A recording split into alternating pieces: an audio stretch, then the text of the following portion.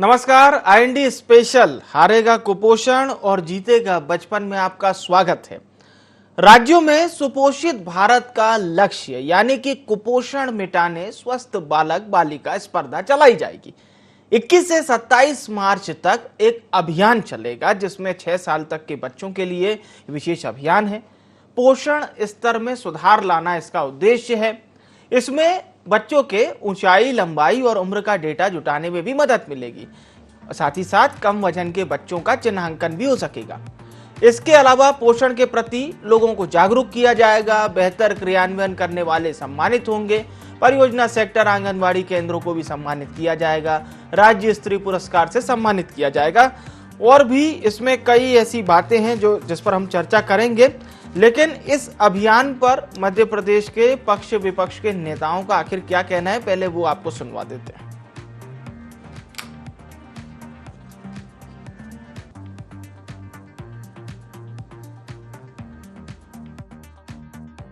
प्रदेश में आदरणीय प्रधानमंत्री नरेंद्र मोदी जी के आह्वान पर भारतीय जनता पार्टी स्वस्थ बालक बालिका के आह्वान पर लगातार डोर टू डोर संपर्क करते हुए कुपोषण दूर करने के लिए, सुपोषण को बढ़ावा देने के लिए और एक स्वस्थ प्रतिस्पर्धा का आयोजन सरकार ने जो किया है उसमें सहभागिता कर रही है। और मुझे लगता है कि जिस प्रकार से माननीय नरेंद्र मोदी जी ने आजादी के अमृत काल में जो संकल्प व्यक्त किया है कि कोई भी कुपोषण का शिकार बच्चा इस देश में ना रहे, और उसी को लेकर भारतीय जनता पार्टी भी कदम से कदम मिलाकर जनता के सहभाग से आगे बढ़ रही है। एक सप्ताह की स्पर्धा से कुछ होने वाला नहीं, ये सालों साल मध्य प्रदेश से काम करना पड़ेगा। हमने तो वो समय देखा है इस बीजेपी सरकार का कि बच्चे गोबर में से गेहूं समेट के खा रहे थे, और कुपोषण में मध्य प्रदेश दूसरे राज्यों से बहुत आगे है। वहाँ जमीन पे काम करने की आवश्यकता है। उन लोगों को जो इंटीरियर क्षेत्रों में रह रहे हैं वो कुपोषण से दूर कैसे किया जाए, उनको स्वस्थ भोजन कैसे मिले, इस पे सरकार को ध्यान देना चाहिए।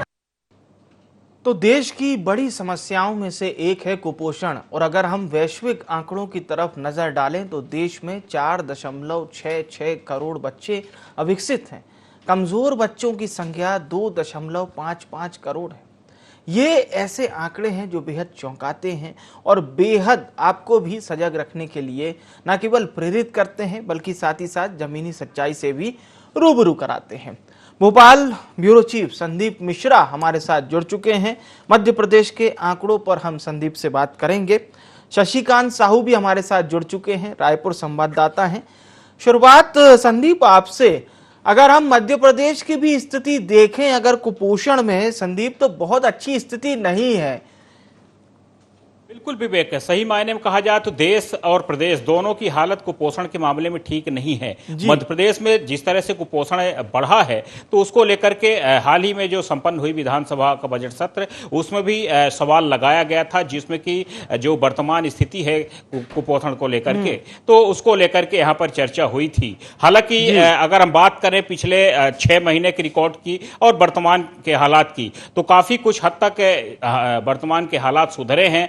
प्रदेश की सरकार ने जिस तरह से तेजी से काम किया है कुपोषण के मामले में, तो बहुत कुछ यहाँ पर सुधार हुआ है। और फिलहाल सरकार और भी कुछ ऐसी कोशिशें करने जा रही है, जैसे कि अब 21 मार्च से और 21 से 27 मार्च तक बड़ा महाअभियान चलाने जा रही है प्रदेश की सरकार। तो कहीं न कहीं कोरोना का यहाँ पर, माफ कीजिएगा, कुपोषण को खत्म करने की ही कवायद है, इसलिए अलग अलग तरह से सरकार की ओर से प्रयास किए जा रहे हैं।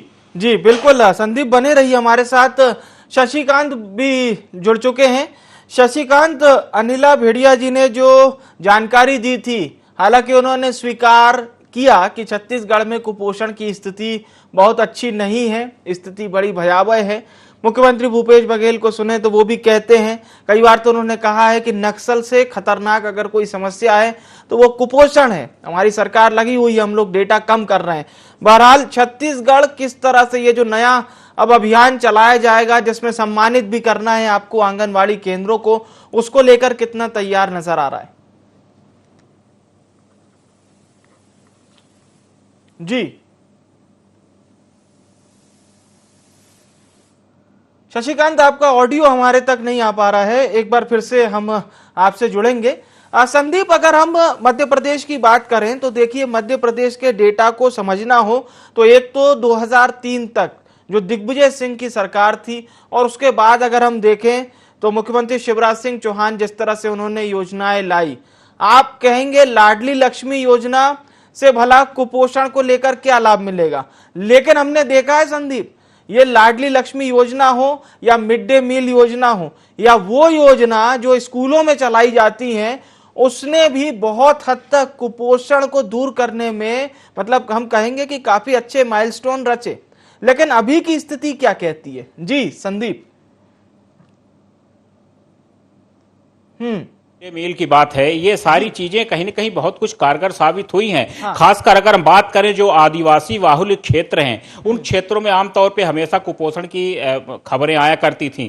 अब वे पहले की तुलना में कम हुए हैं। एक और भी बात होती है, कहीं न कहीं इलाज कराने में जो कुपोषित बच्चे होते हैं, सही समय पे उनकी पहचान भी नहीं हो पाती है। आमतौर पर ग्रामीण क्षेत्रों में देखें तो लोग, जो आज भी झाड़ फूंक का एक तरीका चलता है, तो लोग कहीं न कहीं उस पर भी विश्वास करते हैं। अभी भी इस सूखे जैसी स्थिति पर यहाँ पर कहीं न कहीं यहाँ पर कुपोषण जिसको कहते हैं, तो कुपोषण को लेकर के भी अलग अलग तरह से लोगों में भ्रांतियां रहती हैं। लोग ठीक तरीके से समझ नहीं पाते, और जब तक समझते हैं तो काफी देर हो चुकी होती है। और सरकार इसीलिए अब अलग अलग तरह से कोशिशें कर रही है ग्रामीण क्षेत्रों में, जो स्वास्थ्य विभाग की टीमें हैं, तो इसीलिए उनको तेजी से सक्रिय किया जा रहा है ताकि वो समय पर पहचान भी करें, और जब पहचान हो जाए तो उनको सही तरीके से इलाज भी किया जा सके, ट्रीट किया जा सके। और उसके अलावा जो जैसे कि आपने मिड डे मील वगैरह बात कही, आंगनबाड़ी केंद्रों की बात कही, तो इनसे पौष्टिक आहार लगातार दिया भी जा रहा है ताकि किसी भी तरह से कुपोषितों को स्वस्थ किया जाए, और कुपोषण जो जिस तरह से बढ़ा है उसको भी किसी तरह से जड़ से खत्म करने की लगातार कवायद है। मुख्यमंत्री शिवराज सिंह चौहान भी इस ओर लगातार कोशिश करते हैं, और उन्होंने इस बात को लेकर के जवाब भी दिया था, और पूरी गंभीरता से वो इस बात पर कहीं न कहीं अडिग है कि कुपोषण को प्रदेश से खत्म करना है। जी बिल्कुल, कुपोषण को प्रदेश से खत्म करना है, और यही लक्ष्य है मुख्यमंत्री शिवराज सिंह चौहान का।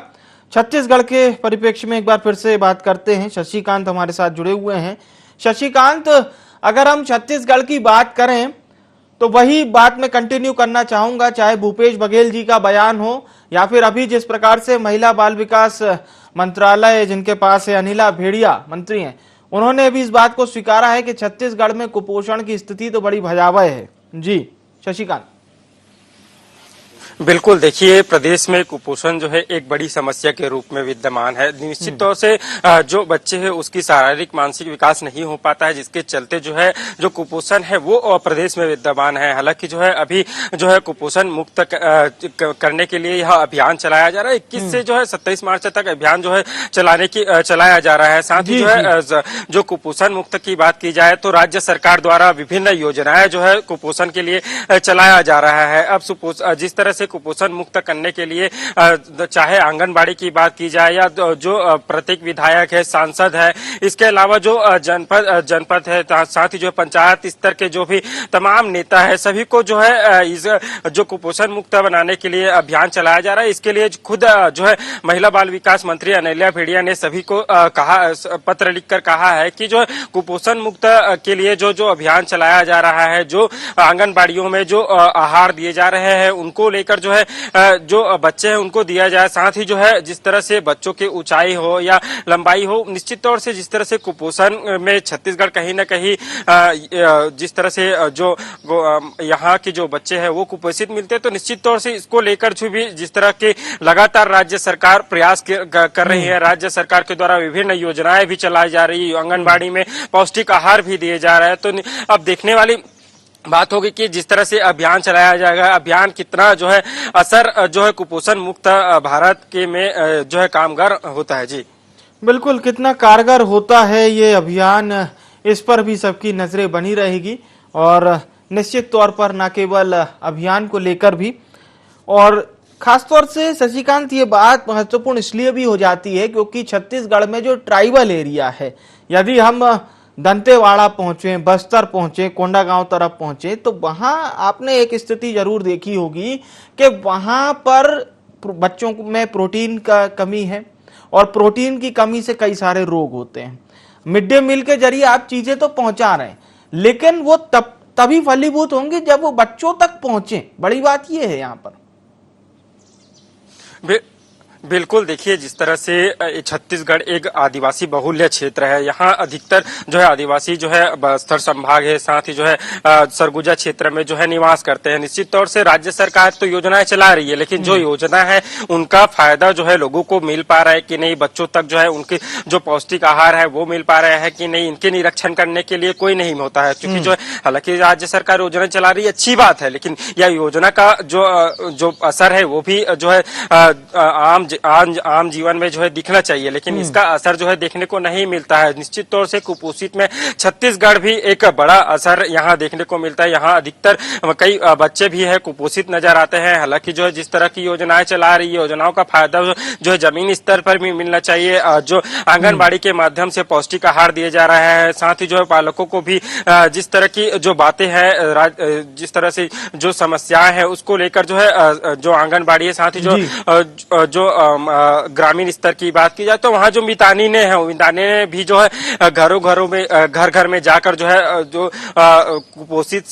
कुपोषित बच्चे हैं उन्हें पौष्टिक आहार देने की बात करते हैं। साथ ही जो गर्भवती महिलाएं हैं उनको भी अलग अलग तरह के जो आहार है वो दिए जाते हैं। साथ ही जो समय पर जो है रूटीन चेकअप के लिए भी जो मितानिन है वो जो है जो सामुदायिक स्वास्थ्य केंद्र है वहां तक पहुंचाते हैं। तो निश्चित तौर से जिस तरह से राज्य सरकार तो अलग अलग योजना चला रही है, लेकिन जो योजना है वो वही तभी फलीभूत होगी जब जो है उनका निरीक्षण करने के लिए जो जमीन स्तर पर कोई जो अधिकारी है वो पहुंचे। जी बिल्कुल, ये बात सही होती है कि जब तक कोई निरीक्षण करने में दिलचस्पी नहीं लेगा, और निरीक्षण भी कैसा, बिल्कुल ईमानदारी वाला निरीक्षण, क्योंकि कई बार निरीक्षण तो होता है लेकिन उसका भी असर दिखाई नहीं देता।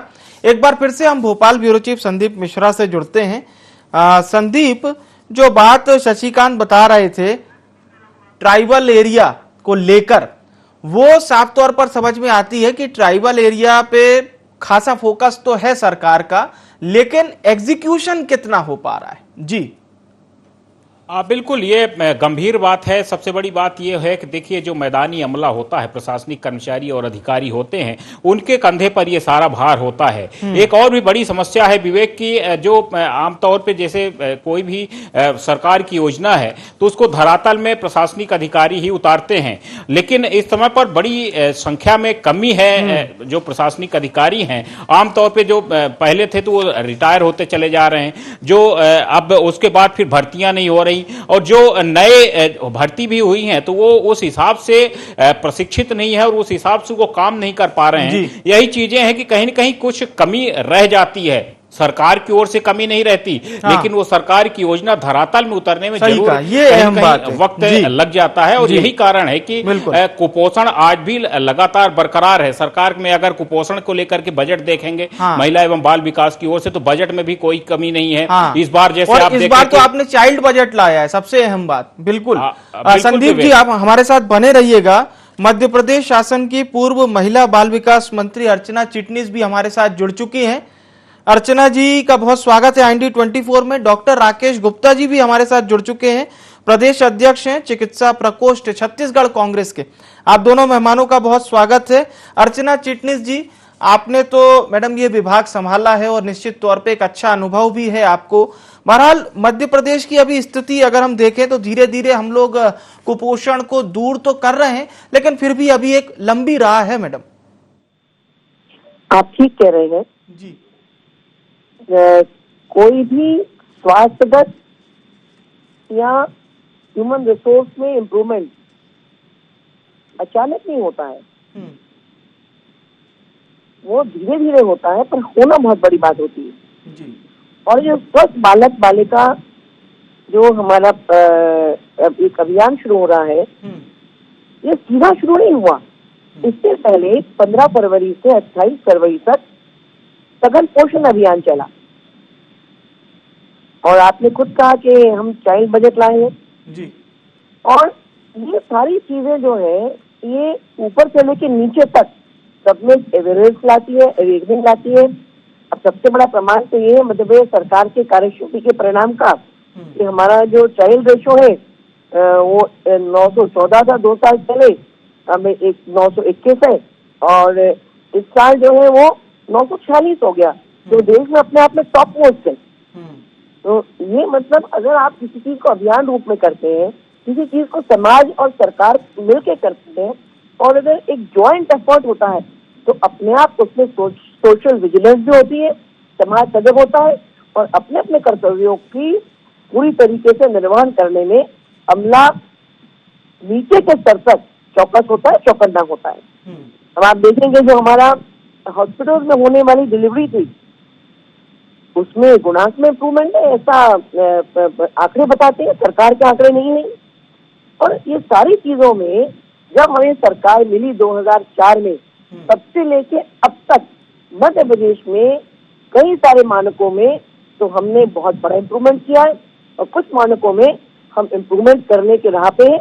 और माननीय मुख्यमंत्री जी ही स्वयं क्योंकि इस विभाग को देख रहे हैं, तो मेरा ये पूरा विश्वास है कि मुख्यमंत्री जी के मार्गदर्शन में, उनके गाइडेंस में, बच्चों के प्रति उनके स्नेह और कंसंट्रेटेड वर्किंग के कारण मध्य प्रदेश में और अच्छे परिणाम आने वाले दिनों में आएंगे। ठीक है, बने रहिएगा मैडम हमारे साथ।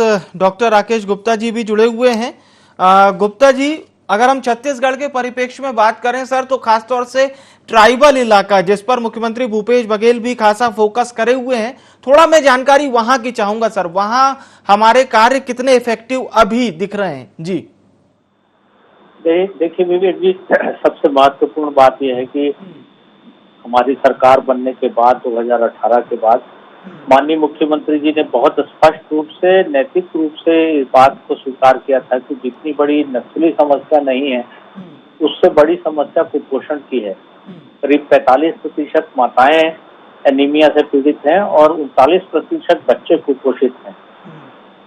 इसको वॉर फुटिंग पर लिया गया, और मुझे लगता है कि जो सुपोषण अभियान पे फोकस करने की बात है राज्य सरकारों की, वो तो है निश्चित रूप से, लेकिन इसको सामाजिक परिवेश से भी जोड़ने की जरूरत है। हमारी माताएं घर में सबसे आखिरी में खाना खाती हैं, जो कुछ बचा खुचा होता है निम्न मध्य वर्ग के या गरीब वर्ग के परिवारों में वही खाती हैं। बच्चे बहुत अच्छे से ध्यान नहीं दे पाते हैं हम लोग, तो खान पान के आदतों में बदलाव की जरूरत है। हम लोग समझते हैं कि जो पौष्टिक तत्व हैं वो सामान्य रूप से सुदूर अंचलों में नहीं मिलते हैं, लेकिन फिर भी जो वहाँ पर मौसमी फल हैं या फिर साग सब्जियां हैं, उनको पोषण में शामिल करने की जरूरत है, ताकि हमारे खाने पीने की आदत बदल सके। हम समझते हैं कि बहुत महंगे फल ही पोषण दे सकते हैं, ये एक मिथ्या है। जो मौसमी फल होते हैं सघन जंगलों के आसपास या सुदूर अंचल गांवों में, छत्तीसगढ़ में जामुन, अमरूद और तेंदू जो होता है वो बहुत बहुतायत से पाया जाता है मौसमी फलों के रूप में, वो भी बहुत पौष्टिक होता है। जो साग सब्जियां होती हैं वो भी यदि भोजन में शामिल की जाए तो सुपोषण अभियान का बहुत बड़ा हिस्सा बन सकती हैं। जो सामाजिक कार्यकर्ताओं और जनप्रतिनिधियों की भूमिका है इसमें बहुत सकारात्मक होनी चाहिए। हम समझते हैं कि जो स्वास्थ्यगत समस्या है उसमें बीमारियों का इलाज करने की जरूरत है, यहीं पर हमारे दृष्टिकोण में परिवर्तन की जरूरत है। यदि हमारी माताएं, बहनें और बच्चे स्वस्थ रहेंगे तो बीमारी ही क्यों होगी। तो जो स्वास्थ्य कार्यकर्ता है, मितानिन है, उनको यह बताने की जरूरत है कि माताओं का एनीमिया का लेवल करेक्शन करने की जरूरत है और उसको बहुत युद्ध स्तर पर बहुत सजग प्रयास करने की जरूरत है। जो 6 साल से कम के बच्चे हैं उनमें भी खान पान की आदतों में परिवर्तन की जरूरत है। शहरी क्षेत्रों में तो अब ये बहुत सारी चीजें रेडीमेड फूड के रूप में अभिशाप बन चुकी हैं, लेकिन हमें ये चाहिए कि जब बच्चे खान पान करते हैं तो छत्तीसगढ़ में एक अभियान शुरू किया गया था कि खाने के साथ अंडे का समावेश किया गया था। उसका हालांकि कुछ स्तर पर विरोध हुआ, लेकिन मैं मानता हूं कि ये सबसे अच्छा प्रोटीन का स्रोत हो सकता है स्कूल गोइंग बच्चों में। हम ये देखें कि क्वालिटी फूड परिवारों के सबसे निकटस्थ स्थानों पर कब दिया जा सकता है। इससे न केवल हमारे माताओं और बहनों में बीमार होने की जो प्रतिशत है वो कम जी, होगा, बल्कि जी। स्वस्थ माताएं और स्वस्थ बच्चे समाज के अच्छे समाज का निर्माण कर सकेंगे। ठीक है, बिल्कुल। बने रहिएगा गुप्ता जी हमारे साथ। अर्चना जी का भी एक रुख कर लेते हैं। अर्चना जी, आपके पास ये विभाग महिला बाल विकास जिसे हम कहते हैं लंबे समय तक रहा, इसमें एक महत्वपूर्ण बात मैं ये जानना चाहूंगा इसीलिए कि मध्य प्रदेश में कौन सी बड़ी चुनौती देखती हैं आप? ट्राइबल एरिया में भी हमने देखा है बच्चे कुपोषण होते हैं। बहरहाल मैं आपका अनुभव जानना चाहूंगा जी। सबसे बड़ी चुनौती मध्य प्रदेश में क्या और संपूर्ण देश में, जी जी। गुप्ता जी ने बिल्कुल ठीक कहा कि इसमें अवेयरनेस की आवश्यकता है। और वैसे कुपोषण शब्द जी हमारे भारतीय भाषाओं की शब्दावली में कहीं नहीं था। ये पोषण से कुपोषण की ओर हम बढ़े, ये अपने आप में केवल लाइफ स्टाइल के हमारे कुछ परिवर्तनों के कारण, और दूसरा जो हमारी प्रकृति से हम दूर होते, आमतौर पर लोग बेर, अमरूद, आंवला, इमली, करौंदा, इवन सुरजना ये बाजार से खरीद के नहीं खाते थे। फलों का बाजार से खरीदने पर और आर्थिक स्थिति पर कोई संबंध नहीं था। हम पहले सारे अनाज खाते थे। हम कोदो, कुटकी, ज्वार, बाजरा, मक्का सब खाते थे जी। अब हम एक ही अनाज के पर केंद्रित हो गए। जैसे हम दाल, हमारे देश में दाल रोटी खाओ प्रभु के गुण गाओ हम कहते थे, अब जो है वो हमारे खेतों में ही उगनी बंद हो गई। तो दाल के प्रोडक्शन बढ़ना चाहिए, हमारे तिलहन दलहन बढ़ने चाहिए। और मैंने शुरू हमेशा से कहा है ये कि हमने अब फूड सिक्योरिटी पर आधारित खेती नहीं, न्यूट्रिशनल सिक्योरिटी पर आधारित खेती करनी है। और माननीय प्रधानमंत्री जी जिस अमृत काल का उल्लेख करते हैं, वो अमृत काल सरकारों के माध्यम से नहीं, केवल सरकारों के माध्यम से नहीं, सरकार और समाज दोनों एकजुट होकर मिलकर अगर प्रयास करेंगे, और कुल मिला के एक जन जागरण का ये विषय है, अवेकनिंग का विषय है। जो शहरों में रहते हैं कई बार उनके बच्चे ज्यादा कुपोषित है, क्योंकि वो पिज्जा और बर्गर और पेट को तंग करने वाली, स्वास्थ्य को खराब करने वाली, इवन साइकोलॉजिकल डिसऑर्डर्स करने वाले खाने खा रहे हैं। ठीक है, बिल्कुल। बहुत बहुत धन्यवाद अर्चना जी हमारे साथ जुड़ने के लिए। एक अंतिम प्रतिक्रिया के लिए डॉक्टर राकेश जी का रुख करते हैं। डॉक्टर राकेश जी, अगर हम छत्तीसगढ़ के परिप्रेक्ष्य में बात करें सर, खासतौर से जनजातियों की, तो पंडो जनजाति है, कोरवा जनजाति है, ऐसी कई अन्य जनजातियां, इनमें कुपोषण को दूर करने के लिए सर क्या अहम आपके द्वारा कार्य किए जा रहे हैं? जी देखिए, पिछले 1.5 साल से जब से मुख्यमंत्री सुपोषण अभियान राज्य सरकार ने हाथ में लिया है, तो जैसे अर्चना जी जिक्र कर रही थी कि जो कोदो, कुटकी, रागी ये सब भोजन में समावेश किया गया है, इससे जन जागरण के तहत न केवल आदिवासी अंचलों में जिसमें सभी जनजातियां शामिल हैं उनको पोषण में प्रोत्साहित करने के लिए योजनाएं चलाई गई हैं। स्कूलों में भी इसका भोजन में समावेश किया गया है। 8% के आसपास महिलाओं के एनीमिया में कमी आई है, और इतना ही आसपास बच्चों में भी आई है। मुझे लगता है कि बहुत लंबी योजना का हिस्सा होना चाहिए, और मुझे लगता है कि जो सामाजिक परिवेश में परिदृश्य में बदलाव है, हम जो आज चीजें सोचते हैं उसमें स्थानीय फल और दालें जोड़ी जाए तो ज्यादा अच्छा होगा।